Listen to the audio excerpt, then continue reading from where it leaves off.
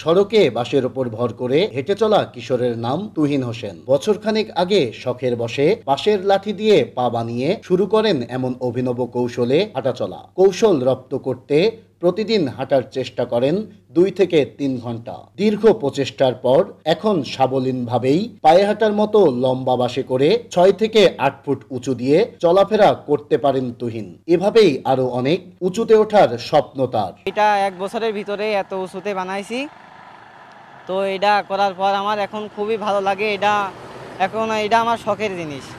আমি এটা শখ করে প্রথম শখ করে শিখছিলাম, তো এখন এটা আমার খুব ভালো লাগে। কুষ্টিয়ার সদর উপজেলার বৃত্তিপাড়া গ্রামের 9ম শ্রেণীর শিক্ষার্থী তুহিনের এমন ব্যতিক্রমী প্রতিভা সাড়া ফেলেছে এলাকায়। তার বাসে চড়ে এমন হাঁটার দৃশ্য দেখে মুগ্ধ এলাকাবাসী।